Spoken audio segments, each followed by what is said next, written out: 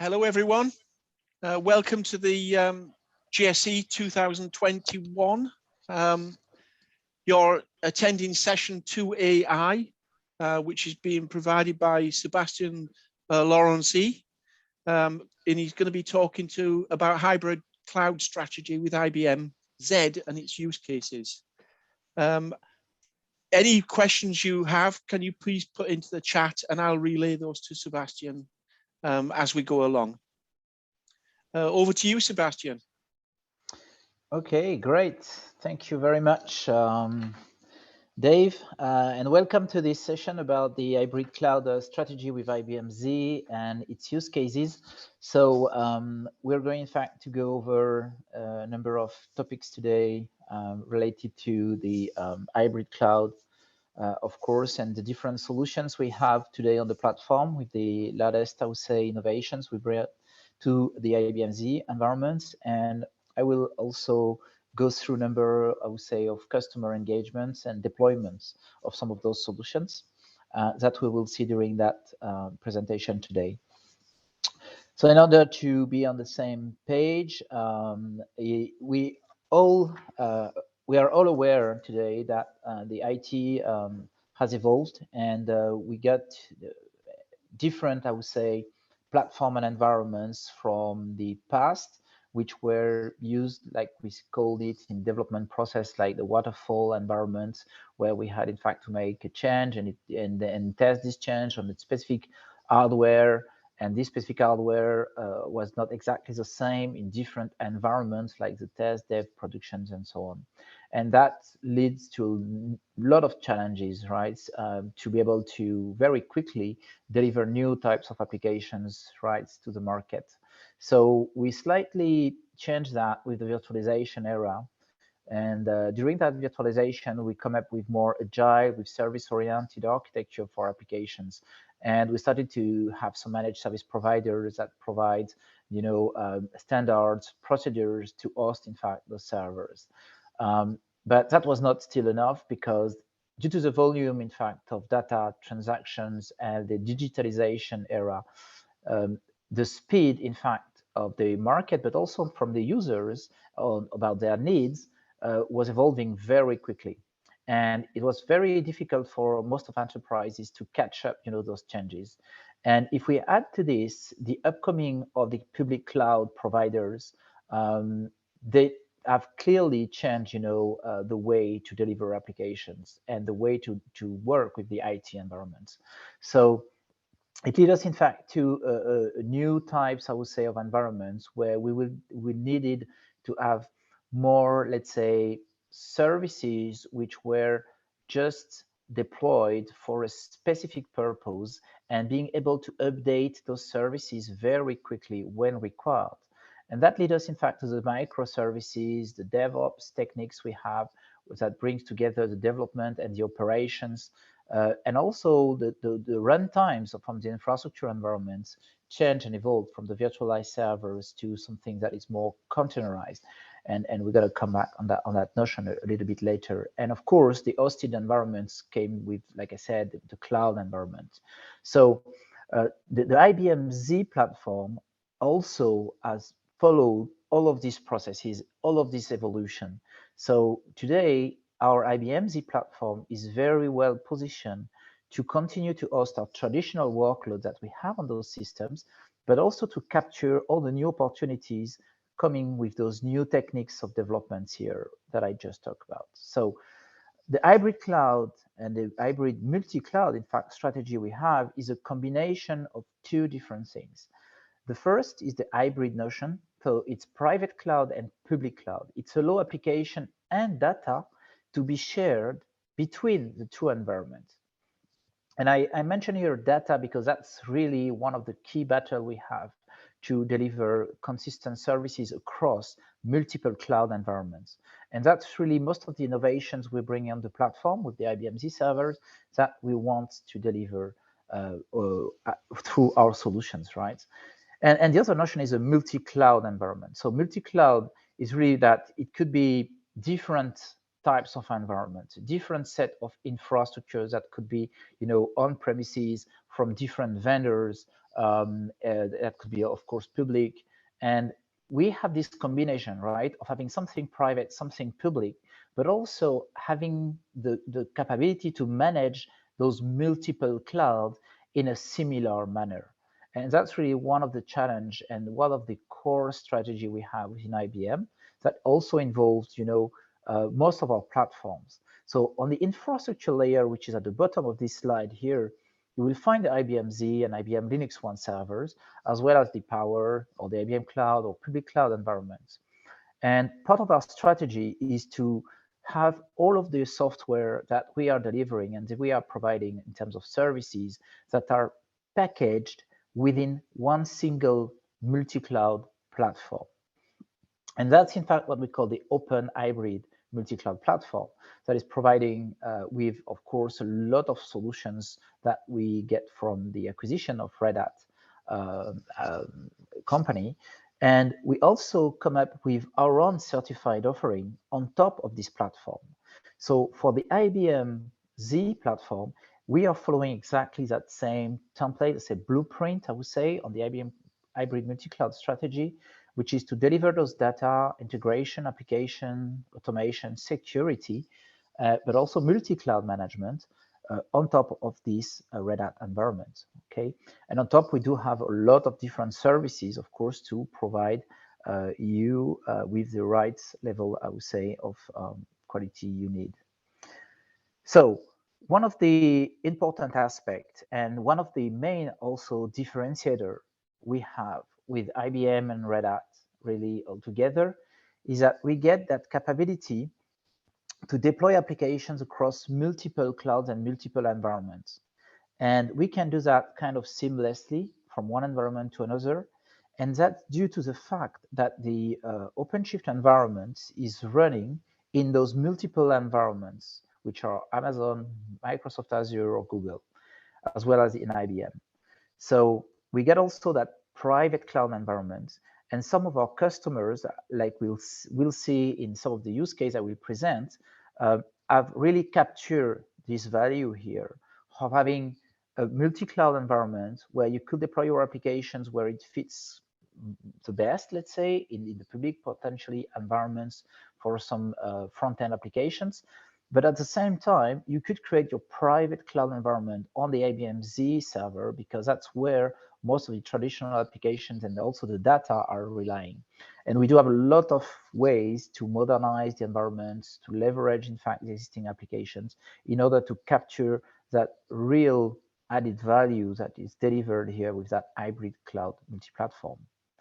So in the hybrid cloud with the IBM Z and Linux One server, we do have a lot of different set of solutions here. I will talk about few of them here in that presentation. Just a few words on the Cloud Infrastructure Center. That's one of the solutions we have on the IBM Z platform today to deliver infrastructure as a service. I will mention, of course, and we'll dig into the Red Hat OpenShift container platform. That's one of the focus we will go with that presentation also. But we're also going to talk about the ZOS Cloud Broker or the IP Protect Virtual Server. We're going to have the IBM Z container extensions. So all of those containerized solutions we have today on Z that are enabling, in fact, this hybrid cloud environments on the platform. So just a quick reminder, when we are talking about the IBM Z platform, when you have, and you're using Google, right, they receive 63,000 searches per second, right, and on any given day, right, that's kind of average. And that means 5.6 billion searches per day. So it looks like it's a lot, right? But if we're considering the IBM Z platform, we can handle, and we are handling, in fact, 1.1 million transactions per second worldwide. So these systems is not really at the front, right, of what the people are saying are using day to day, but that's something that is just in the backend system, the backend environment that is heavily used each day, each second, all over the world. And that's the Z difference. That's really the Z difference. And today, with the hybrid cloud and the containerization aspect, we can take benefits of this platform today. not only because it has the highest, let's say, or the fastest, I would say, processor on the market, which helps a lot, of course, when we need to provide, batch processing, for instance, or we want, in fact, to directly access to read-only type of data with single threading. But we can also have, and we can also run millions, I would say, in some way, of containers, right? We tested that, 2.4 millions. Of course, they were very light containers, but clearly we can run a lot of those containers because the architecture we have for the containers here are very well suited for the Z platform. And I will explain that in some later charts on the value we have here and why we can run those containers in such numbers. The other important aspect is also about the throughput and the performance with the platform. We're all looking to have the best application responding faster and being very secured. And that typically, that's something that the IBM Z platform can deliver with containerized application, right? We can absolutely do and have our, let's say, applications connecting to this IBM Z platform where all the transactions can happen inside, let's say, this system with a very low latency inside the system. And the other thing is a security aspect. I mentioned that the data needs, of course, to be shared when we are in a multi-cloud environment. But when the data is let's say, and particularly the structured data is produced on the IBM Z platform, we can access to this data sitting still on the Z environment. So even if that's on the Z OS environment, you can leverage your Linux on Z environments, taking benefits of all the solutions or some of the solutions here that I will present to access to this data, right? Either by replicating a part of this data, or either because you have some access to accelerators inside the system that provide you this access. The other thing here is we want also to avoid in a multi-cloud environment or hybrid cloud the surface of exposure for all of the information and the data we have. And that's something very critical as a principle. I think that if you start, in fact, to extract a lot of data that are very secured, potential confidential, and so on from the system, and trying to export this data outside, you have first, you're creating multiple copies of this data, you have to secure it, but also in terms of management and refresh of the accuracy of this data, this can lead also to some challenges, right? So those different challenges here are, I would say, solved by some of the solutions we brought with the IBM Z platform today with our Cloud Pak technology based on OpenShift, of course, on the Linux on Z side. But there are other solutions, right, also to access the data and to keep it protected on the platform. And of course, the latest pillar is about the resiliency, right? I think everything today needs absolutely to be resilient. This platform has proven, right, to be resilient. We are still continuing to improve this environment here. So not only you have the resilience from the, let's say, middleware layer where you have Kubernetes, for instance, runtimes with multiple masters, workers, everything is duplicated in some way with persistent storage and so on. But you still have, the capability with your IBM Z to recover the entire systems, right? With different solutions we have on that platform. And that's also another strong added value we have with this kind of servers to deploy your workloads.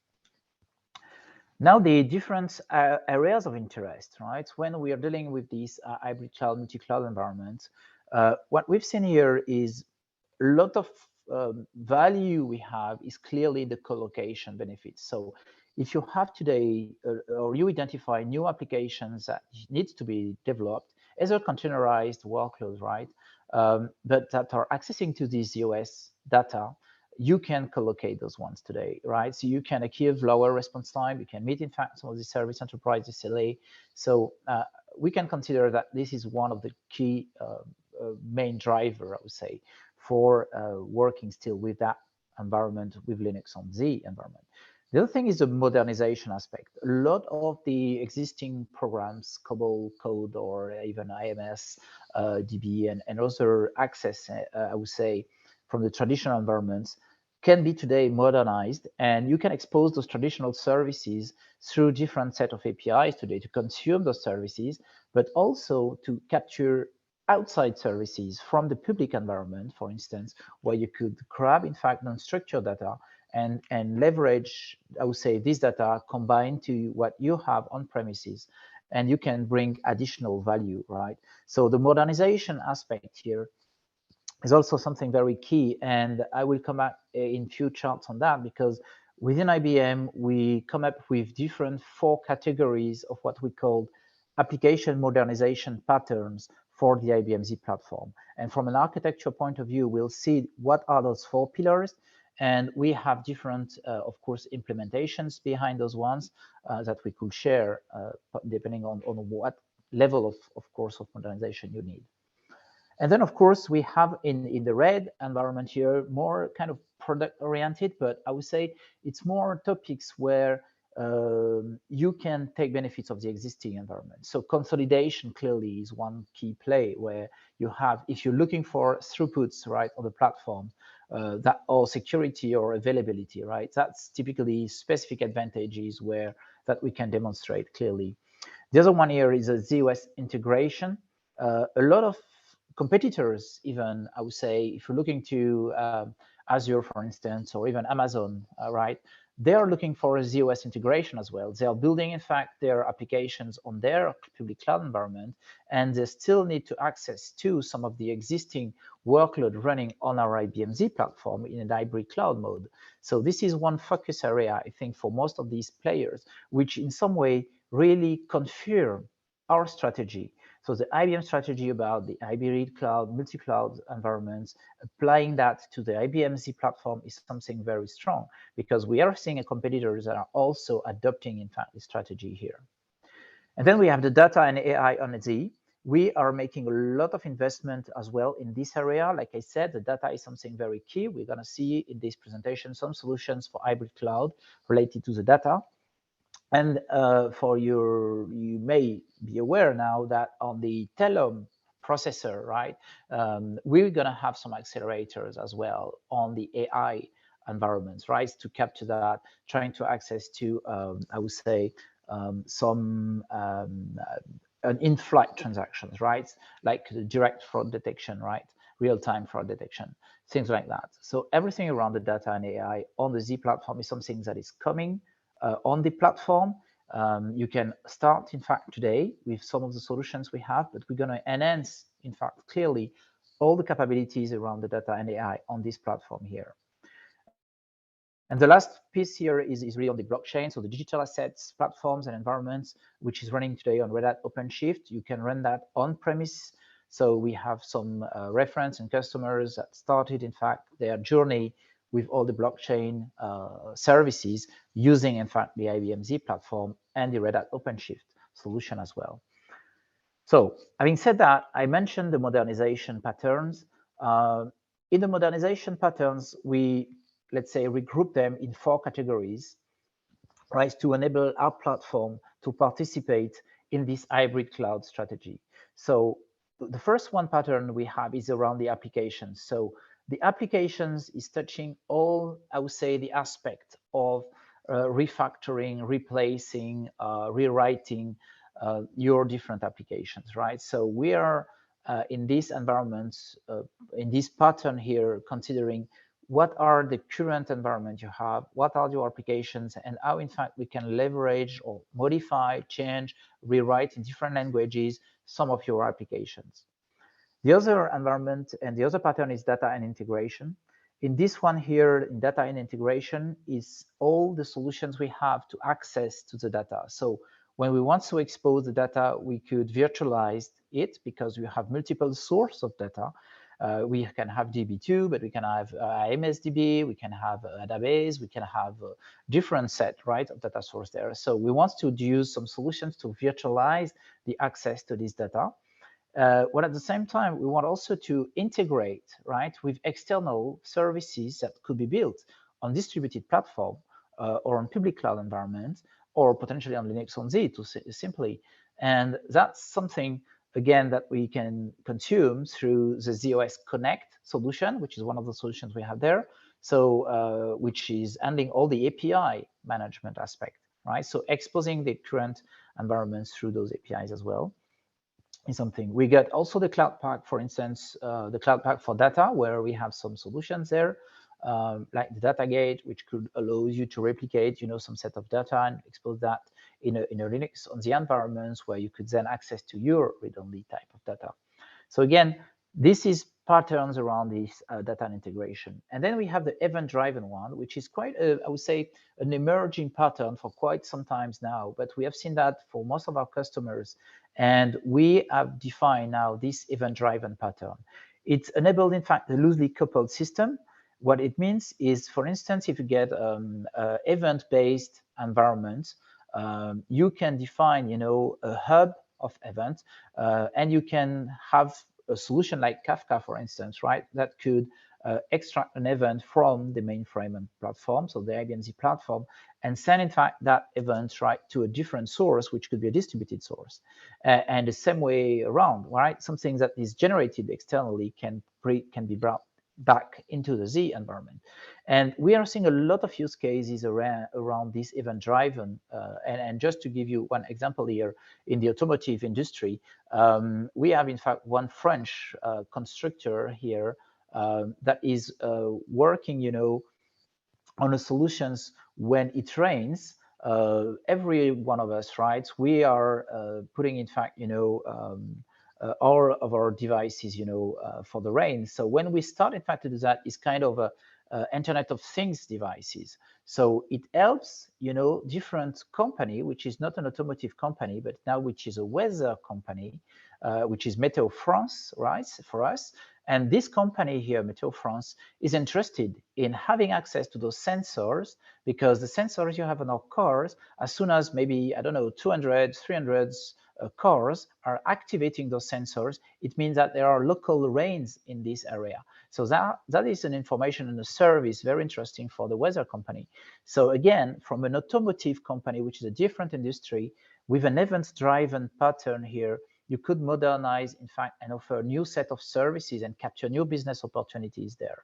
So again, this model of event-driven is something that is emerging, really. We are seeing that a lot. And the IBM Z server, in the hybrid cloud strategy we have, we want to have typically and capture those opportunities around this. And of course, the latest really pillar for that in this application modernization pattern is what we call the lifecycle enablers. This is everything around the DevOps. So it's more related to the governance, the processes, and the people, right?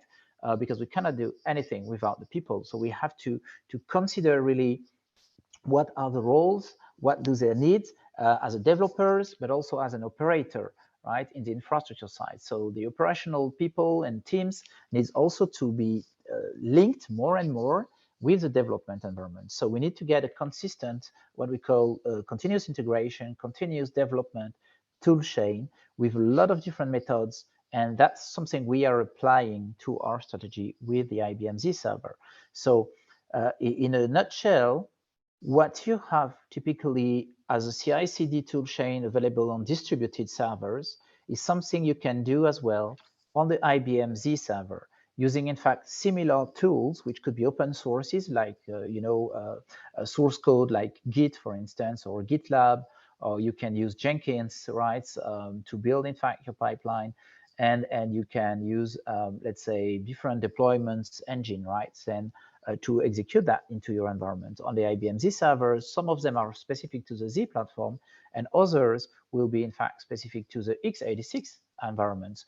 But most of all those solutions here, you can create a common, in fact, toolchain across multiple platforms, multiple environments. And the Z today can really have a role in that DevOps pipeline environments. So the other support we have with the Cloud Packs is a little change that we brought to our Cloud Packs in 2021. So we used to have different set of Cloud Packs in 2020, last year. In terms of structure, it was really the same, right? We have a base, which is a Red Hat OpenShift that you will find in most of our Cloud Packs. We have foundational services where you have logging, monitoring, and all these kind of services. And then we have the containerized software, which is what we are coded, right, on the form of a container. And we have structured that to modernize, in fact, a lot of the platform and a lot of the environment we have today. And on the IBM Z platform, some of those cloud packs, maybe not all of them. Again, if you need to get more details, you can reach out to me. But we can deliver those cloud packs and those functions and services on the IBM Z platform, right? And some of them are really on the automation play, what we call the automation platform. And some of them are new, like the Watson AIOps, right? That helps, in fact, to embed artificial intelligence with different events across end-to-end applications. And we have the network as well for automation, right? The Cloud Pak environment. So this is something that we are changed and that we are improving and delivering as well on the IBM Z platform. Of course, if you're interested in specific software or middleware that are containerized on the IBM Z platform or Linux One server, just reach out to me and I can get some detail. So here is the very large picture about the hybrid cloud on the IBM Z, right? I said that we are relying clearly on the capability of the IBM Z server that you know, but we do have a different set of solutions to address most of the needs that our customers are having today. So if you are in a public cloud environment on the right side, you can still access to, Google or Azure or Amazon or IBM Cloud, because we do have, in fact, connections or to enable the hybrid cloud connection from our solutions, right? Like the OpenShift cluster platform we have. And the other things we have for the ZOS development is all the ZDNT environment. And the ZDNT environment that you may know already, it's the emulation, of an entire ZOS environment that is running on an x86 architecture. And when we have that, it's very convenient for development and test, clearly. And we do have today new solutions that are containerized, right? Which are called, in fact, the WASI sandbox. And those solutions, in fact, WASI sandbox, right, are, I would say, modern or more modern because they are containerized. You can access, in fact, those functions to perform your deployment. And from the same base, which is still a common platform where we have a Kubernetes environment with the OpenShift, you can continue to perform your development, right? And you can work with this solution. The other things we are using is the Red Hat Ansible solution for the ZOS servers. So for the ZOS environment. So the thing here is with the Ansible, we get an entire set of automations and workflows that are kind of prepared and tested on the ZOS environment that you could leverage to automate the deployments of your different subsystems, right, into the ZOS environment. And typically, when we will discuss about the containerized solutions we have on the IBM Z platform, you will see that the Ansible solution from Red Hat can be used as well to automatically perform deployment on the ZOS side, right? On the Linux side, we have, in fact, the OpenShift cluster that is available now. We started with the 4.2 release. We are now with 4.8 release. And we do have some customers that started to install and deploy the OpenShift cluster on IBM Z, depending, so ZVM or KVM. And we have the infrastructure, so the Cloud Infrastructure Center, which is delivering in the middle all the infrastructure as a service to provision the non-containerized workload, which are standard virtual machine. Okay, it could be Red Hat, Ubuntu, or SLES. So we can provision automatically those machines on the IBM Z environment. And we can also have some scenario where we are going to provision workers, which are virtual machines again, for the Red Hat OpenShift cluster, right? So this IBM Cloud Infrastructure Center is, in fact, a solution that helps to address the infrastructure as a service layer. And on top, the OpenShift container platform is providing all the containerized environment with all the cloud path for data or for integration, application, automation, which are there, right, sitting on the top. And of course, on the ZOS side, we will just mention the Z6 environment, which is a container extension capability that I will discuss a little bit in some few charts. to explain that we have this capability to run Linux containers inside a ZOS address space. Okay, we're gonna see that a bit later. And then we have the ZOSMF, which in fact are the management facilities where we have some APIs that are accessed by other or different components, right? Like the component called ZOS Cloud Broker.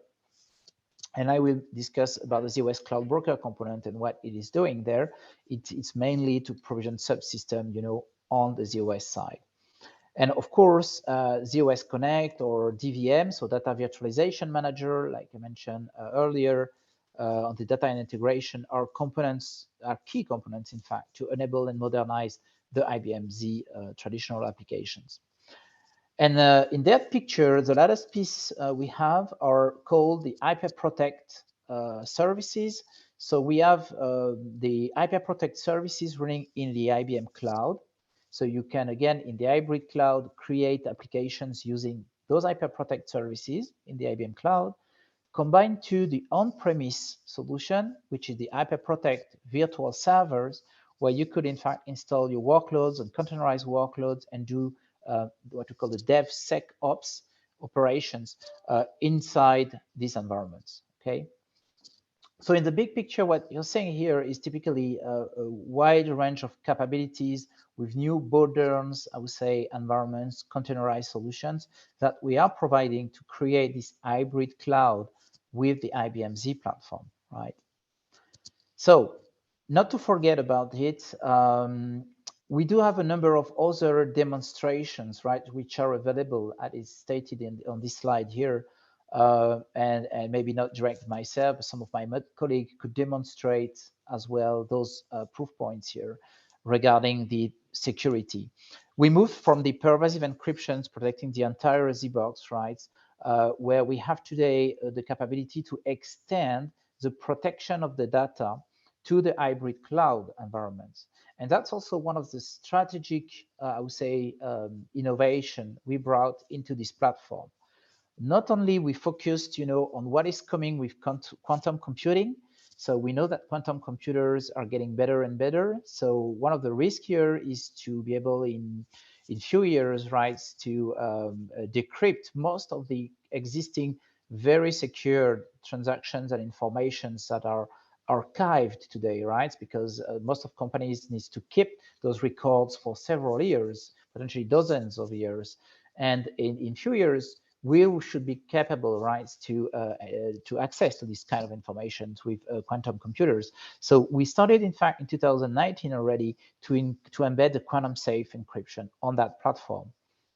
So that's one differentiator. So we enhanced, of course, this quantum safe encryption, but also we secure the tunnel, right, the link between our physical server and the storage with the fiber channel endpoint security. So we ensure that not only that the data cannot be modified, right, accessed, intercepted during that little piece of travel they have to do between the physical server and the storage. So we ensure the data integrity from the hardware level. And the other thing is we come up with an appliance called the IPprotect Data Controller. Some of you may have known that as a data privacy passport solution.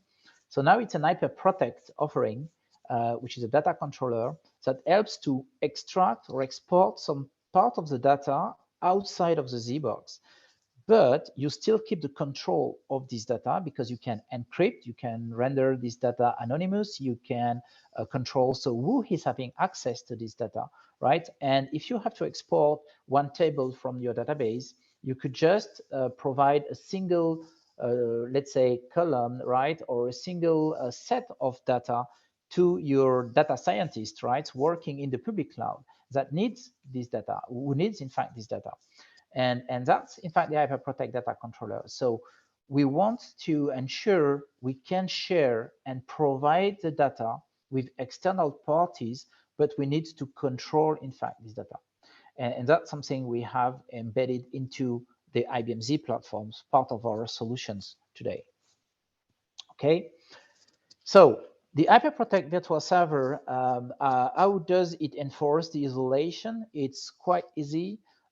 if you're familiar with the standard Linux environment, you create your logical partition. So you get one LPAR.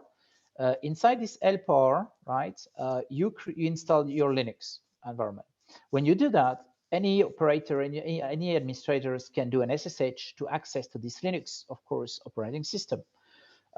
In an HPVS environment, that's different. It's different because we are creating the LPAR, but we are adding what we call the service secure container layer, right? Which is in fact a framework that prevents a direct access from an SSH access into that operating system. So you cannot SSH into these environments. Instead, we are providing a set of APIs that allows you to manage this appliance, okay? So you can access through a console, which is a web browser, through the management of this environment here. And everything inside this environment is completely encrypted, right? So some keys are automatically generated when you install your appliance, and those particular keys are used to encrypt, in fact, the storage on which you are going then to create your virtual servers. And when it comes to the virtual server layers, what we embedded is a runtime, which is runQ here, which is in fact the an emulator capable, in fact, it's a QEMU, in fact, engine, because this is capable to virtualize, you know, like you have, let's say, a mini virtual machine that is running, but that is secure because it has its own kernel. So its own Linux kernel, meaning that if someone is accessing or breaking, in fact, this little VM here, it will not affect the other VM that is sitting just very close to that. And any communication between those two VM is isolated with an IPsec network. So you absolutely need to say, for workload 1, inside this VM, I want an access to VM with workload 2. If you do not specify that, right, within your IPsec network communication, this communication will not be possible at all. So that's the principle of hardening the security inside this component. The other thing here we have typically is also the whitelist. No one can access to any port or any service inside this HPVS environment, this hyperprotect server. So it's very secure, and you have to authorize a specific port because by default, non-access is allowed between those different systems. And your traditional ZOS workloads or Linux workloads could run, right, inside the same environment, right? So that's also providing a new level of services, a new choice of flexibility for your workloads. And the good news here is that workloads can be containerized. So you can run, in fact, containers inside this environment here. So the way that it's working, right, is not something that I will detail here a lot, but just to give you the information, we have, in fact, crypto express cards with different smart cards. Usually it's 3 pieces of those cards. And we are going to have the master key, right? And we have the master key that is used, right, to generate and sign all the different images that are deployed inside these environments. So we have the application keys, which are used to perform this, and no access is allowed by an evil administrator or someone that wants to hack, in fact, this environment, either it is by intercepting the communications or trying to modify the secure build process or one image that has been deployed there. So that's something very, very secure. We come up here with that solution. Again, to respond to some of the challenges we have with the development and the applications we are seeing today. So if you want to experience that and the HPVS, I provide you this little process here that you could follow. Simply, you go to the HPVS, you just register, and then you connect your server, you install simply the runtime with that command, and you run your Docker command, and then you're done. You can start to work with that environment. So very easy to experiment and to see what are the strong value coming here.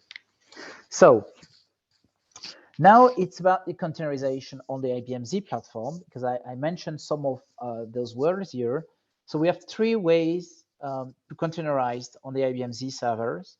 So Linux on Z containers, and that's available today, right? That's typically something we used. We started with Docker, now we get OpenShift, right, available. We have the ZOS container extension that is available till the ZOS 2.4, right? And we can deploy, in fact, those Z6 appliances. We're going to see that in a minute. And then we are looking into what we call the ZOS containers, right? ZOS containers is to provide, in fact, the same cloud native experience for ZOS software, right? So we are looking, in fact, to look for all the traditional applications we have, which are today native ZOS application like X, WebSphere, Batches, and others. And we want to provide, some orchestration mechanisms to automate this deployment here through containers, right? So that's again a statement of directions. I provide you with the link here to this statement of directions here, and we're working around this capability here for the future in terms of containers as well. So when we come up to solutions to host containers on Z, usually I like to look to this one, and when we look to this cartoon here, it said which server reply faster and is the most secure. And now you get some answers, right? AWS or Google, and someone just said localhost, right? And of course, his manager don't really appreciate that because he's absolutely right. I mean, when you are inside the server, that's the faster reply you can get, and that's the most secure environment you have because you spend so many years, so many times, so many, let's say, procedures and investments to protect and to secure your existing assets and data that today we have to capture these business opportunities and other business opportunities. But it's not the entire reason just to say, I want to export this data and I want to move what is existing. You can leverage what is today in place. And that's exactly one of the core of the strategy we are having with hybrid cloud on the ZIS platform. We have, of course, the traditional monolithic application. So you continue with COBOL, PL1, with legacy interfaces, that's fine. You have this secure enterprise data, which is already there with all the security domains and so on you created. But on top of this, you're starting now to have new solutions that allows you to modernize your workloads, but also to create new applications with new languages like Node.js or Python. Of course, you can still continue to work with Java, and the ZOS container extension, where you can run, in fact, Linux, right, and Docker images inside ZOS. And you expose new interfaces because you can create new set of APIs to consume those new services, as well as creating some APIs to consume the legacy interfaces, which is our traditional services. So you're in a kind of hybrid mode inside, or hybrid computing mode inside the system, right? And that's typically give a lot of strength to what you already implemented, because you can modernize at your speed when you need to make that modification or that modernization.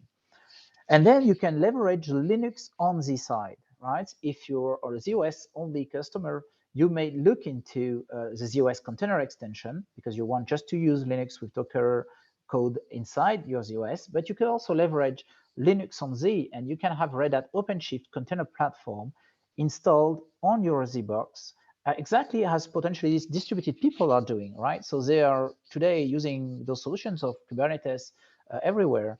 And you can say, we can support that today on IBM Z, we can install it, and we can also deploy those applications there.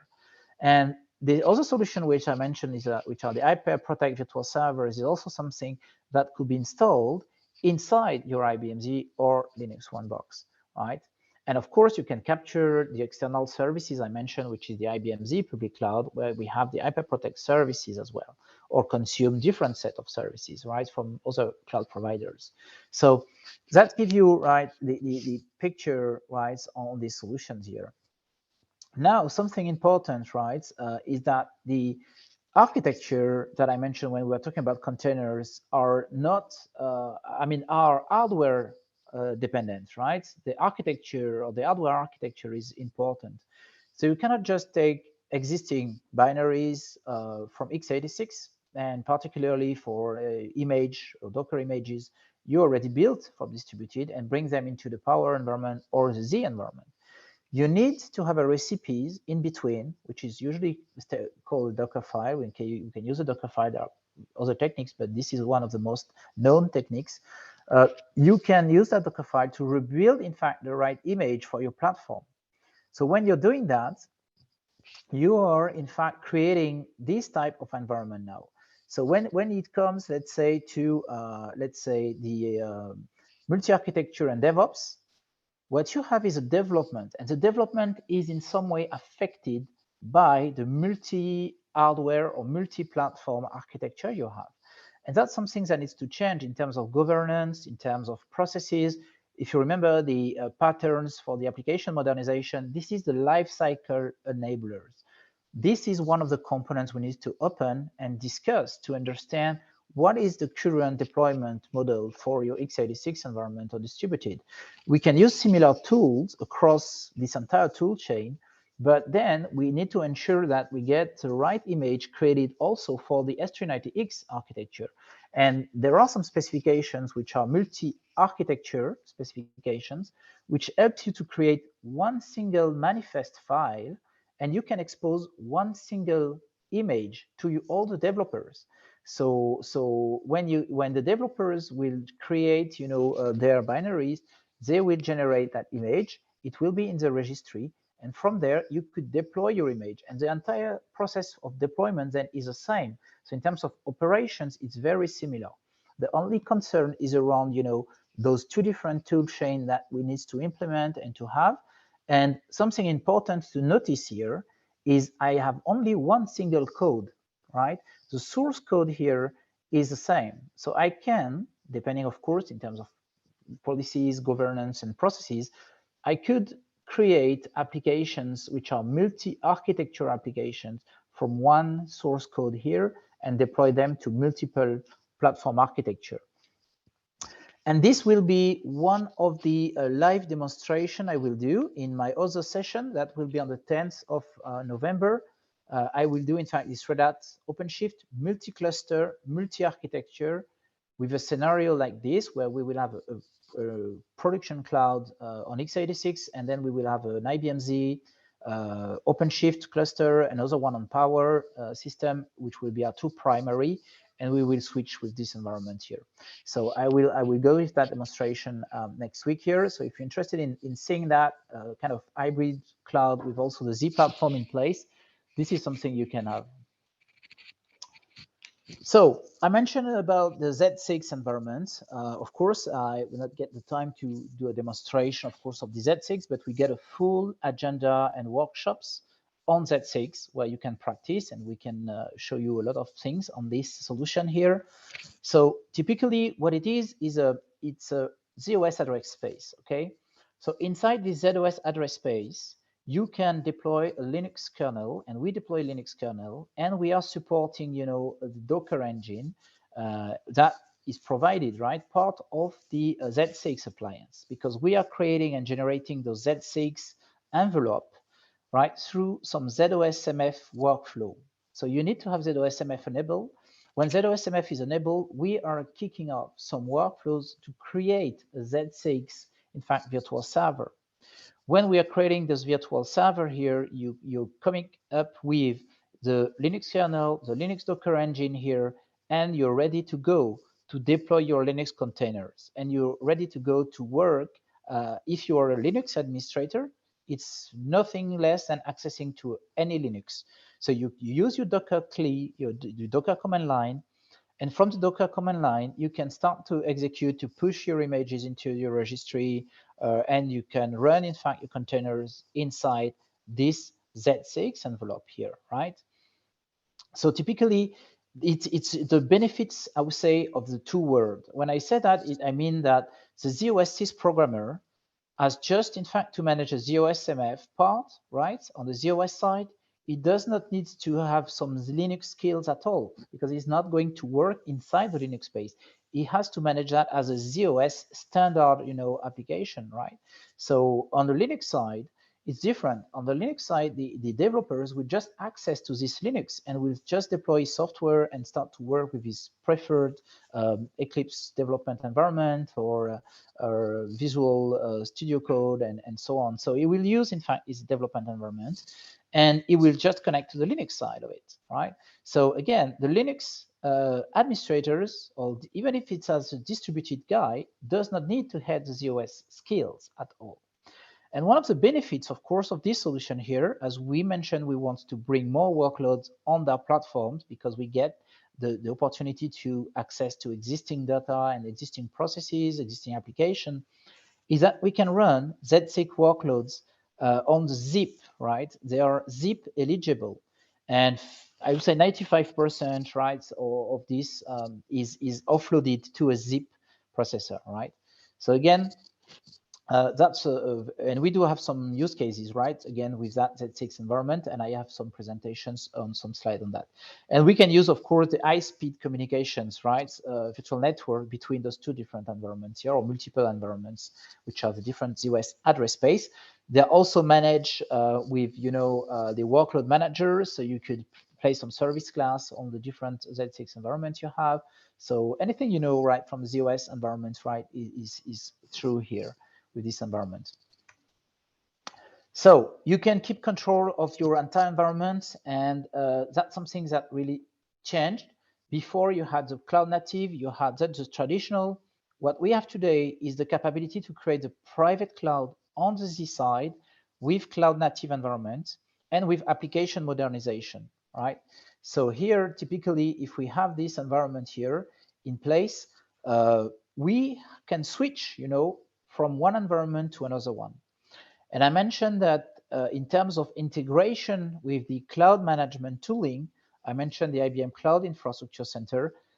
This solution here can also be integrated with other parties or other tools you could get, right, from VMware or Verialize or Terraform or other solutions, right? You can request those resources through, in fact, the Cloud Infrastructure Center, right? And this provides compute, storage, and network inside the IBM Z server to deliver infrastructure as a service. So containerization is fine, but not only containerization, we also get the infrastructure as a service capability. So in the end, what you can come up with to modernize your environment and to connect to the hybrid cloud solutions with this picture here, where you have your traditional DB2, KIX IMS, traditional services, you can use ZOS Connect, which is one of the core components or key components to expose APIs from traditional services into REST APIs, which could be consumed by your OpenShift cluster on Linux on Z, but also from external clusters or external environments. You have ZOSMF, which is used for all the management for your entire environment. And ZOSMF is something absolutely key. It has to be enabled today on your system. And then we have also the container extension that I mentioned, right? Because if you don't want to run Linux on Z, you still want to continue only with ZOS, and you want to run Linux containers, this is something you can do with the container extension. And not to forget the Ansible automation, which is one of the core components we are also adding there to automate, the deployments in the platform. In the middle, you have your standard OpenShift cluster, which is there. And you have the Linux on Z, of course, Oracle data warehouse, analytics, or AI solution that could be run there, right? If you consolidated, for instance, already a database from Oracle, which is something very interesting also to look into the consolidation play, you have already some Oracle database data there. So if bringing, in fact, some applications closer to those databases could be a good idea. If that's an application which is containerized, that's another good idea. And then if you have also this containerized server and platform secured on the IBM Z server, that's even better idea, right? So why not get into this modernization play and not using, in fact, these different capabilities we have today? One of the latest solution here I wanted to introduce is the ZOS Cloud Broker. So the ZOS Cloud Broker is a component created with different set of microservices running in OpenShift. And you can use from the service catalog inside OpenShift, you could just push the button to create a Kix environment or a DB2 database onto your environment. So it could be MQ, IMS, or ZOS Connect Enterprise Edition. You could in fact use this component directly from the OpenShift environment, right? So in some cases for development and test, if you get in fact this environment here, that could be very interesting, right? From one single pane to get also ZOS resources for your developer if they just want to get access to Kix or a DB2 for quite short time, right? To validate a number of things there on their environment. So usually the flow is quite easy because you create, in fact, first in the OSMF some templates. So you generate the templates in Kix or DB2 or Webster Liberty Profile, for instance, templates in the OSMF. And the OpenShift environment will automatically discover, this environment here. It will then consume from the end user to provision the workflow that will create the instance using the OSMF workflow. And then you can integrate that by bending, in fact, this with your own custom workflow that you could, of course, develop there. And then we provide also the destroy workflow that removed, in fact, the instance. So some set of use cases which are provided here, which could help or speed some use cases, of course, in your deployment. Sebastian, 5 minutes. Okay, fine. So I will accelerate a little bit. So I will let you, in fact, with this kind of assessment here, if you get any questions on some of this assessment, this is something that I've performed based on different things that I've seen currently from the experience and what is outside on the distributed side compared to what we have on the side. So again, come back to me here if you want to get some more details on this. So I wanted, in fact, to spend the last minutes, in fact, we have on some of the use cases we have. Three main use cases. First one are modernization and optimization on the platform. The other one are about the integration. So it's about consuming existing services and exposing APIs. And the third one is really creating new cloud native applications. So it's most of the time a Linux One play here and the third one that we have. So the first case we have here is a large European trading company. And this large trading company is having, a public provider which is in fact hosted in Azure. And in their environment, they have OpenShift running there. And they got also a Postgres SQL database there. And they are deploying multiple instances of their application there. And they wanted, in fact, to create an environment on-premise on their existing Z environment because they already get, in fact, some ZVM. And what they did is they installed the Red Hat OpenShift container platform inside their ZVM across two different, in fact, data center, right? And they got some dark fiber between those two different data centers. They've been able to create, what we call a stretch cluster between these environments. And they deployed the Red Hat OpenShift application there. So they have been able to test and validate, their application on-premise, and then they access, to this. Once it is tested on their premises, they could decide then to deploy it into the public platform and the public environment. So in some way, it's a way to secure, validate their existing application, ensure it's working fine into their own premises, and then deploy that into the public cloud.